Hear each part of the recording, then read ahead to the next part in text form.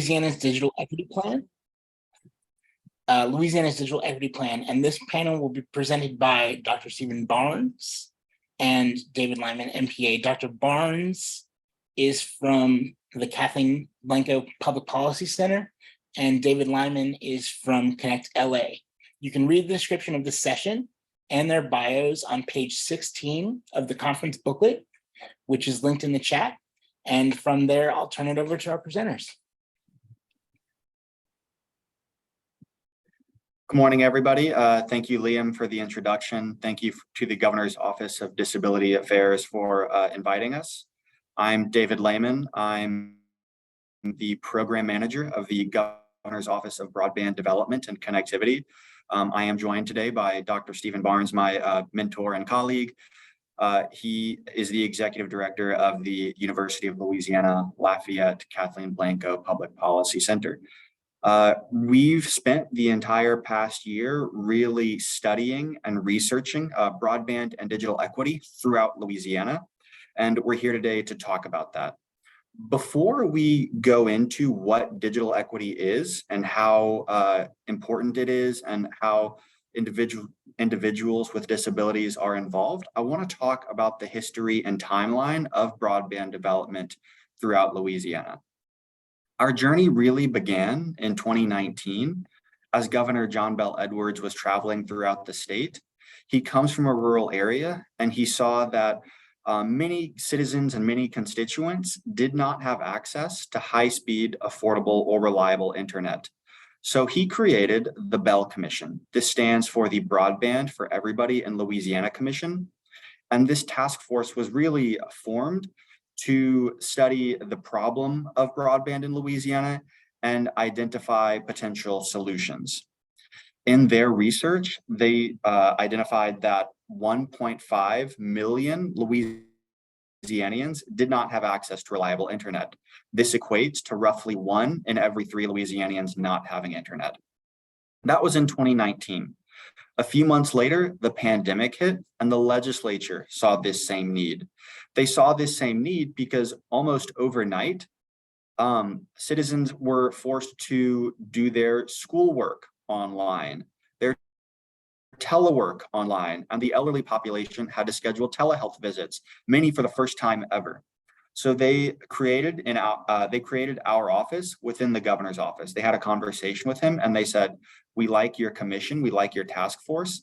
Let's give it more weight so that it can draw down federal funds and really be the state hub for everyone." So in 2021, we became operational. We continued that research from the Bell Commission, and we identified the need of $1.5 billion to solve this problem. That's billion with a B. So we took this figure and we started strategizing solutions to issue what's called Gumbo Awards. We saw a lot of federal opportunity and a lot of federal investment for the first time ever of this magnitude. And we saw $180 million from the American Rescue Plan. And we took that $180 million for Louisiana, and we created this Gumbo Grant Program. That stands for Granting Unserved Municipalities Broadband Opportunities. Almost all of those funds have been awarded and allocated, and many of those projects are underway. Ground is being broken as we speak. We also have a large federal award from the BEAD program. That's Broadband Equity Access and Deployment Program. Louisiana is in the pipeline to receive $1.35 billion. So compiled with that Gumbo 1.0 program, we'll create this Gumbo 2.0 program. Now, this really talks about the access problem, but it doesn't really cover digital equity. So in 2023, we've began and continued our digital equity endeavors, and we're going to talk about that on the next slide. So why is digital equity important? Digital equity is important because internet is not a luxury anymore. We've realized that it's a 21st century necessity for all Louisiana's residents and businesses. It's a basic amenity now. It's become a critical piece of infrastructure, and it's needed to ignite economic growth and competitiveness. Roughly 18% of Louisiana's residents do not have internet access. If they have access, oftentimes it's low quality internet access. 12% of children in Louisiana either lack an internet connection or a computer in their home. So if they have internet access, perhaps they don't have a device. And 31% of census blocks in Louisiana either have no form of internet coverage available other than a satellite subscription. And we've learned that satellite subscriptions are slow and they're prone to weather issues. 31% of working age adults in Louisiana do not have the digital skills. You might have access, you might have a device, but you also need the skills to use the device and access the internet. Next slide, please. So let's talk about what digital equity is. We've talked about why it's important, but now we're going to define digital equity. And the definition that we've settled on is it's a condition in which all individuals and communities have the information technology capacity needed for full participation in our society, democracy, and economy. And there's really 4 key aspects of digital equity. We've talked about access, that's this internet leg of this chair, but there's also affordability. You have to have it affordable. If it's not affordable, then you're not going to you're not going to use the internet. You also need devices. You might have affordable access, but if you don't have devices to log on, then you're not going to be able to participate in the internet. Let's say you have access, you have affordability, and you have devices. You might also lack the digital skills. Digital skills is very critical.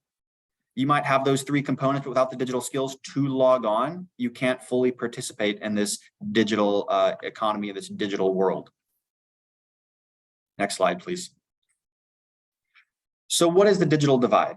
If any one of those 4 legs are missing, we've learned that you can't participate. The digital divide builds on digital equity. The digital divide is the gap between those who have this affordable access, the digital skills, and the support to effectively engage online, and those that do not. There are many hindrances that stop participation and opportunity in all aspects of life. This disproportionately affects many different populations. It affects people of color. Roughly 40% of Louisianians are not white. This affects Indigenous people. Roughly 60,000 Louisianians are Indigenous. There's 4 federally recognized tribes in Louisiana. It affects low-income households. Roughly 20% of Louisiana's residents live in poverty. This also affects individuals with disabilities. 34% of Louisiana adults live with a disability, and we're going to talk about this later in this presentation. It also affects older adults and rural areas. 15% roughly of Louisianians are 65 or older, and almost a little over 1/3 of Louisianians live outside of urban areas. Next slide, please. So now let's talk about Louisiana's Digital Equity Plan. This is a public document that's on our website. It's at connect.la.gov. And this is a public document that you can now go and read. And we'll talk about that as well. We are writing this plan to improve the lives of Louisiana's residents. We want to address all the barriers of digital equity faced throughout the population. We discuss and outline every single barrier and every single obstacle for the many different communities in Louisiana.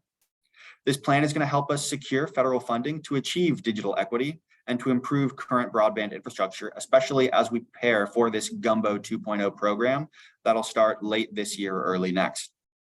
This plan is also going to help us coordinate. There's many different engaged partners that are going to be critical to helping us. This includes our office, the State Board of Regents in Lewis, university partners, the several regional planning commissions throughout the state, and numerous community-based organizations with a shared vision of digital equity. Next slide, please. So I want to talk about the digital equity plan timeline. We've talked about just broadband throughout Louisiana, but let's hone in more on this digital equity timeline. We spent Q3 of last year, so last fall, to really create the vision and the statement for digital equity in Louisiana. And we did a detailed analysis of all the existing data on broadband access and digital literacy skills, with a focus on Louisiana, of course. That's what we spent the last portion of last year on. And we also did stakeholder engagement. We did numerous town halls throughout the state in every corner with regional planning commissions and also our post-secondary partners. And we listened. We listened to communities from across Louisiana, and we listened to their concerns regarding digital equity and connectivity. We took that feedback and we also did focus groups. So after town halls, we did focus groups where we talked more about these concerns. And then we took that feedback and we analyzed it. Every single meeting had detailed notes, a detailed notes transcriber, and we analyzed that feedback from every single stakeholder engagement meeting. And then we synthesized this data to be incorporated into our draft digital equity plan. We've been drafting our plan, and we put out our first draft for public comment on our website. This has publicly featured opportunities to review and provide feedback on the digital equity plan, and we encourage it. It's a very large document. We encourage everybody who's interested to read the portions that are interesting to them. With the focus for this conference, we would really, our big ask is that you would review the section on individuals with disabilities. The comment period is open until August 1st, at which point we'll take that public comment and then we'll create a second draft, and we're going to ratify our plan late summer 2023. Thank you all for listening to me. I'll be available for questions and answers, but I'm going to hand it to Dr. Barnes at this point. All right. Well, thank you, David. My name is Stephen Barnes. I am the director of the Kathleen Blanco Public Policy Center at the University of Louisiana at Lafayette. I'm a white male with brown hair and wearing a white checkered button-down shirt.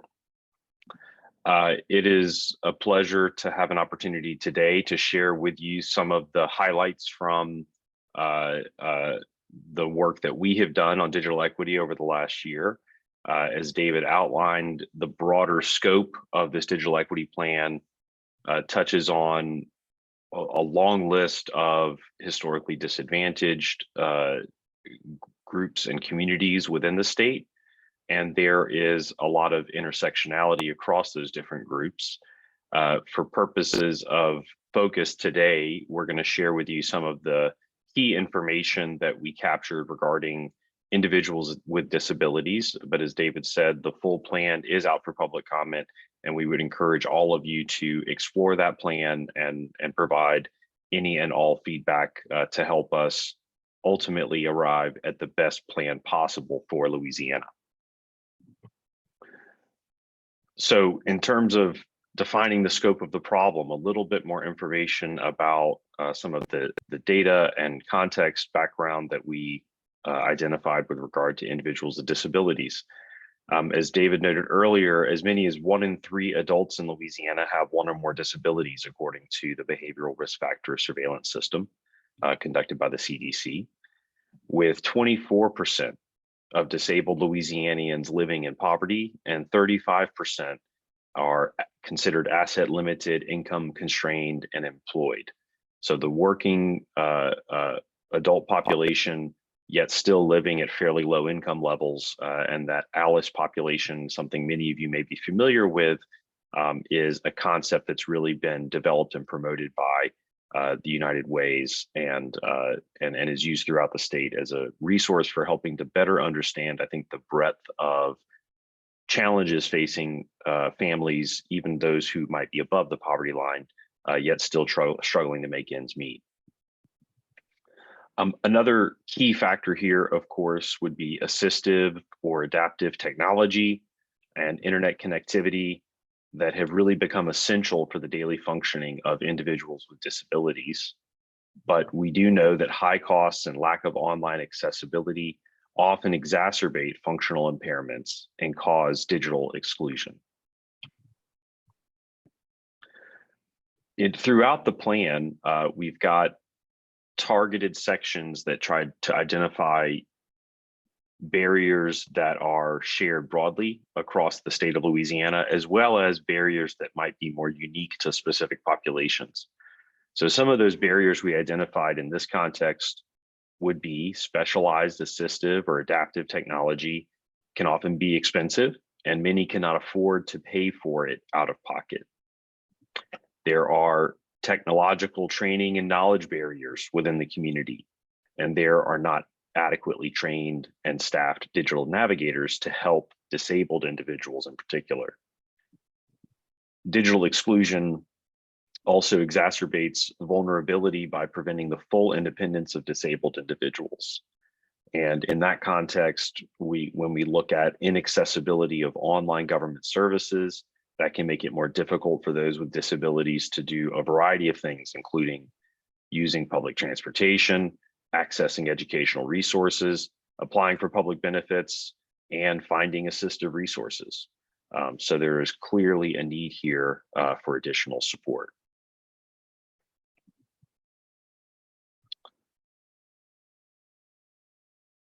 In addition to identifying existing barriers and challenges, we also sought to identify existing resources and assets so that we can try to better understand the existing landscape and target the states in future investments in the most impactful ways. With regard to resources and assets, in fact, the conversation often drifted back towards the gaps in that social safety net. So we heard from constituents that existing programs do not address digital equity issues specific to the disabled community. So even when we identified existing programs or assets that could help to address some digital equity challenges and barriers, we found real limitations with regard to how well those programs serve the disabled community. And specific flaws in current programming that we identified include small population targeted by programs, limited funding, a lack of assistive or adaptive technology, potential dysfunction of current programs, not accomplishing the intended goals, lack of adequately trained staff, and restrictive requirements for participation. As I share that, and again, against the backdrop of the plan being out for public comment, for any of you listening into the presentation, if additional programs or resources come to mind, please make note of those and follow up either later or through our online form that we'll share with you later to make sure that we've captured as much as possible in the final plan.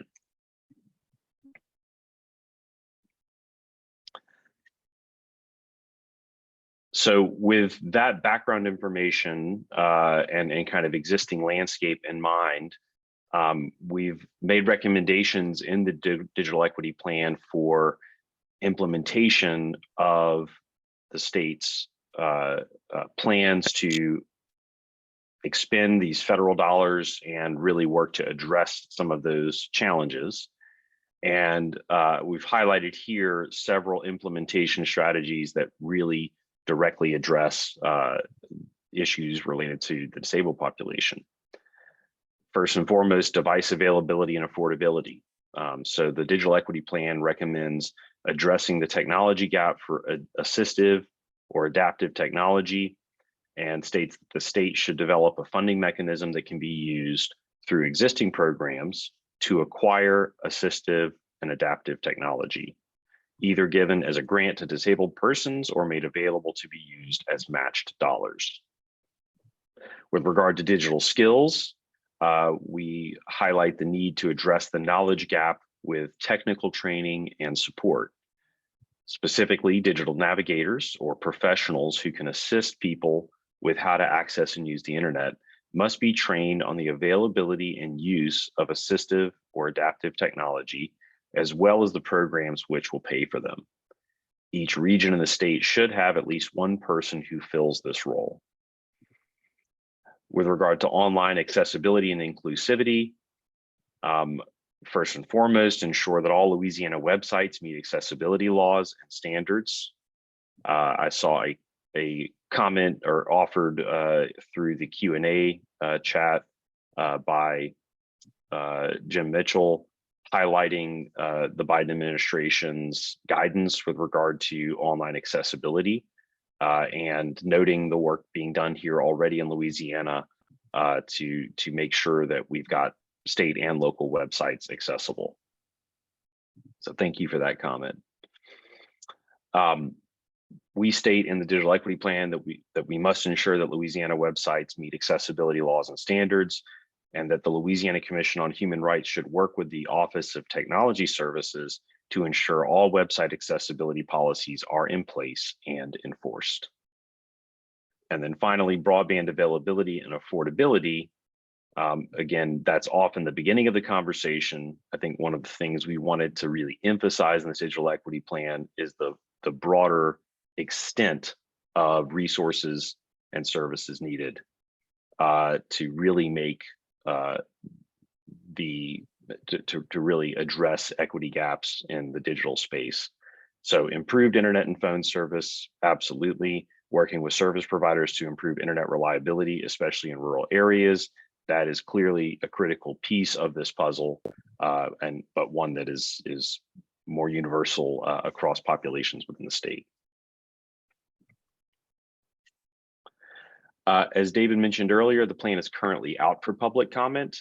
So today in this format, we're really only able to share a few highlights, but we would encourage all of you to explore the plan in full and offer any and all feedback you may have.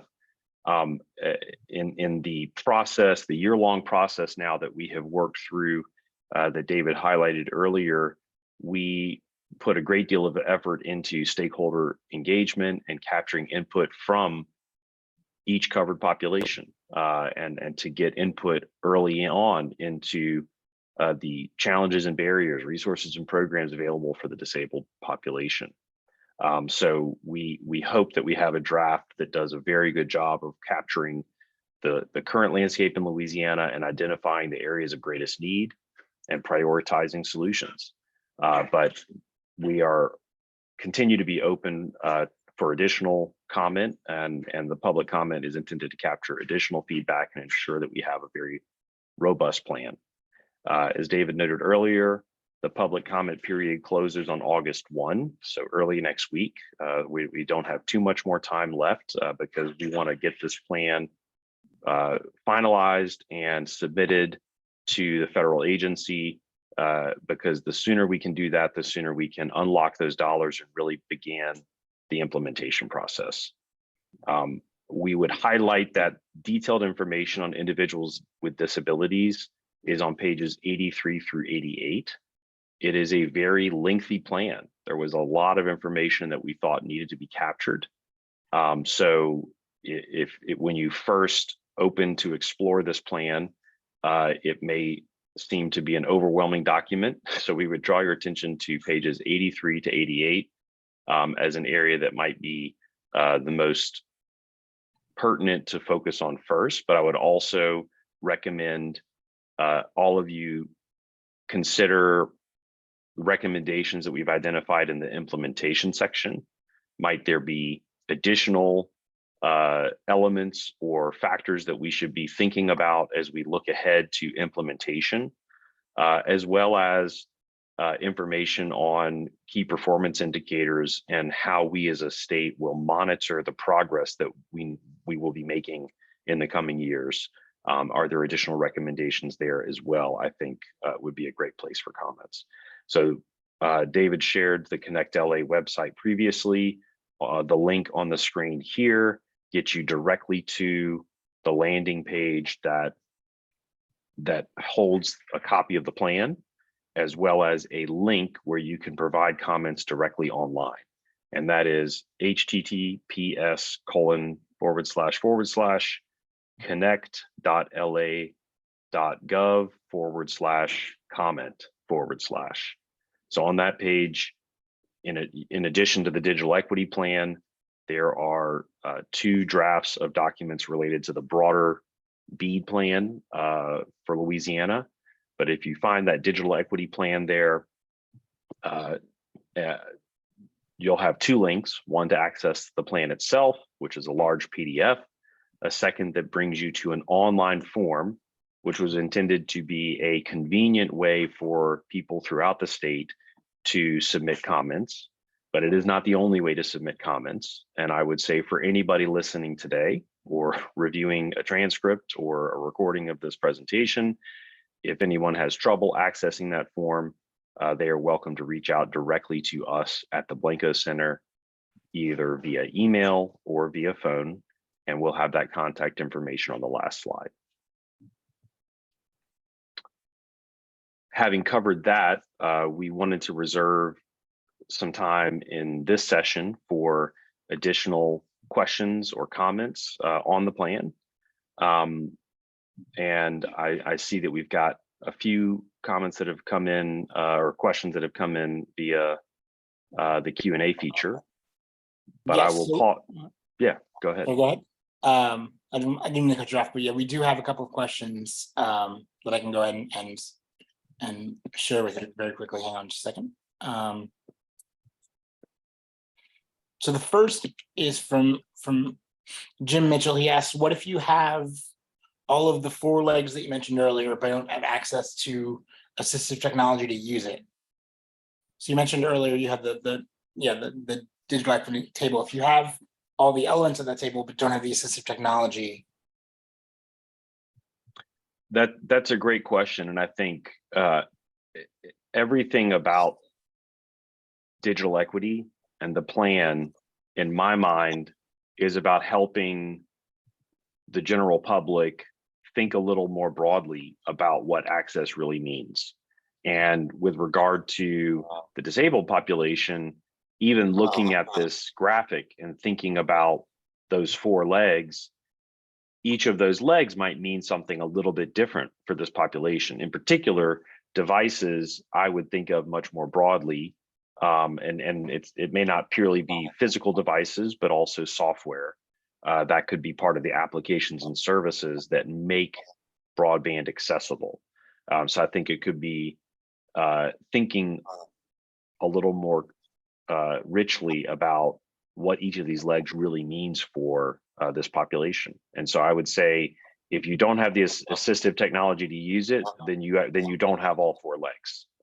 And so it's not just a matter of having a device, but having the right device to get that population connected, and the right associated technology as well.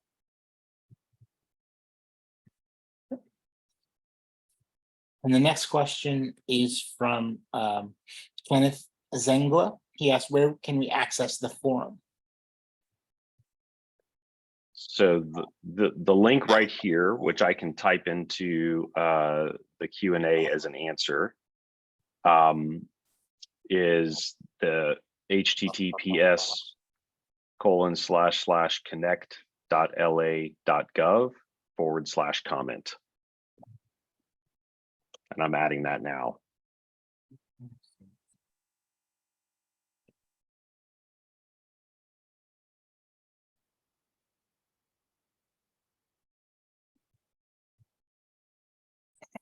Okay, and the next question I have is from Jeff Rowe. And he asks if this is the draft equity plan.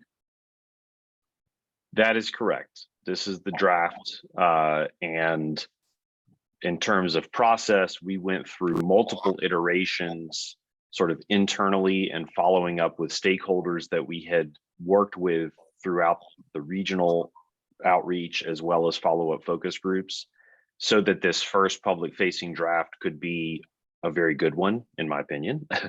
but we're open for any feedback and input. And if there are areas where significant additional work is needed, we will do what is needed to make sure that the final plan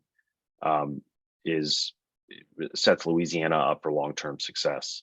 So this is the draft. The comment period will close on August 1st. We expect within a few weeks, we will have a revised plan that would be submitted as a final submission to the federal agency on behalf of Louisiana.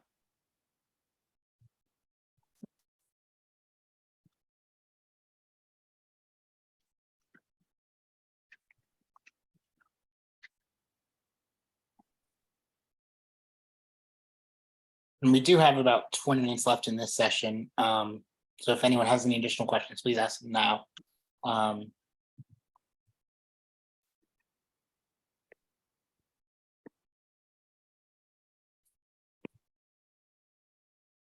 Liam, did you ask the question from Liz, or was that Oh. answered?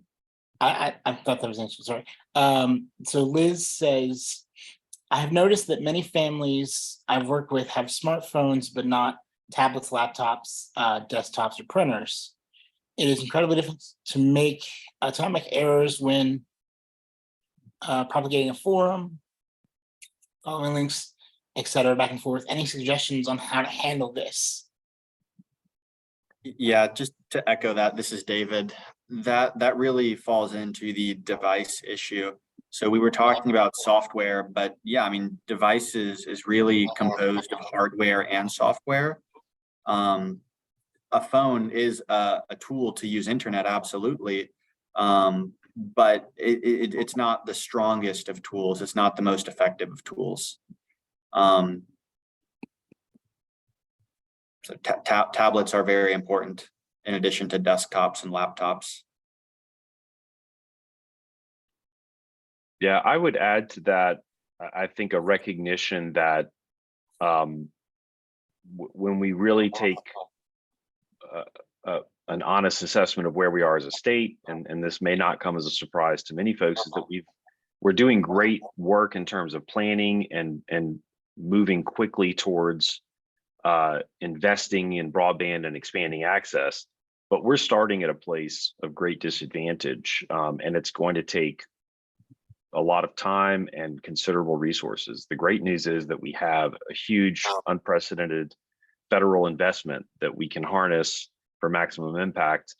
And one of the things that is highlighted in the digital equity plan is the need to ensure that some of those dollars are directed towards devices so that the residents of Louisiana have devices to let them fully utilize that resource. That would mean having more than a phone. But in many ways, this will be kind of a step-by-step progress. And when we think about the four legs of that table, there may be some areas where we can make great progress with one or two of those legs initially. And once those pieces are in place, we may be better positioned to really zero in and focus energy and resources on the remaining weaknesses and gaps. So we want to identify all of those as clearly as we can today. We want to help think about some of the priority on those things, but this is also the beginning of what will need to be a long-term, sustained level of engagement to ensure that we continue following up, and in areas where access to broadband may have been the primary need today, it may be that a year or two from now, that issue has been addressed, and at that point, we're able to really focus in on enhancing the device access to devices so that people can more fully take advantage. So that's absolutely a critical need, and something that's in the plan and something that will need to be addressed over time.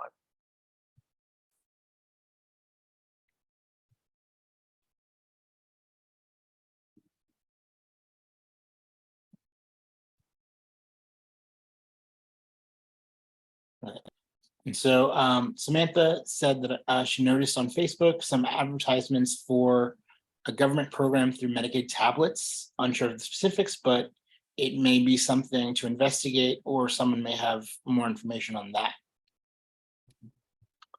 Yeah, I'm happy to comment on that. Okay. So there is a federal program run by the FCC, the Federal Communications Commission.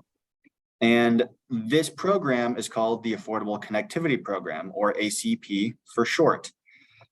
There's a long list of qualities that would qualify anybody. And if you qualify for any one of those things, you qualify for the entire program. Examples would be Medicaid, SNAP, low income. If you have somebody in your household who's on free or reduced lunch, if you meet any of those qualities and or more, you qualify for this program. So this program has two primary benefits. The first benefit is you can have $30 a month off of your internet bill. That's $30 every month. That equates to $360 a year. The second is, I think, what Samantha's talking about, and this is a $100 off for a device. We've talked a lot today about how important devices are. We've talked about tablets, laptops, desktops, software. This ACP program helps $100 off for the purchase of a new device. I will go and I'll find a link to sign up for this ACP program if one qualifies, and I'll post that in the chat shortly. Thank you. Jim Mitchell just says that he thanks you both for being here and says that you have both been very open and willing to share with both GACTA and obviously with this presentation. And thanks for the opportunity and feedback.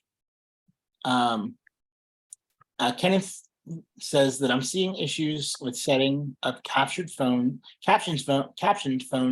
due to telephone services providers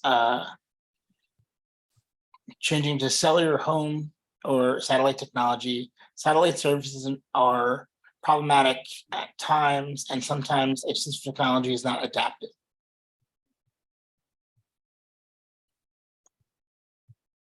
I would say that's a great comment, and the type of unique challenge that we are absolutely trying to capture.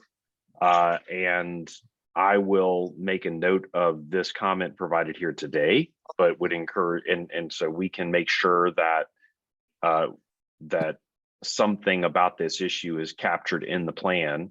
But I would encourage and ask the commenter to please follow up and potentially provide even additional detail through that online form, if possible, just to ensure that we've got that issue and challenge captured adequately in the digital equity plan. I think these are exactly the kinds of things that we are trying to learn through stakeholder engagement. We are a research group, and I think we do a great job of learning about different types of challenges, but there is nothing that can match the firsthand experience, the lived experience of somebody who has dealt with some of these things directly. So this is a fantastic comment, and I would ask you to provide even more detail potentially through that online form.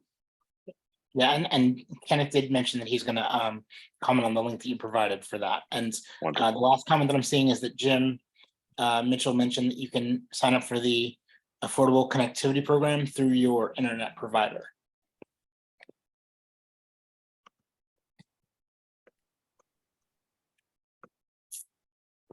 So unless we have any additional comments or questions, I think we can go ahead and end a little early. I want to thank you both for being here. Thank you for your time. This has been a wonderful panel. And the next panel that we have is going to start at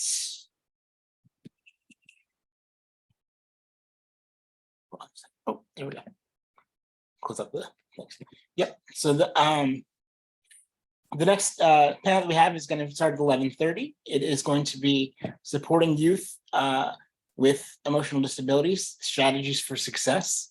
And again, Dr. Barnes and Mr. Lyman, thank you for being here. We really appreciate it. And for those of you who are staying on, you're welcome to remain logged on during our break. Thank you.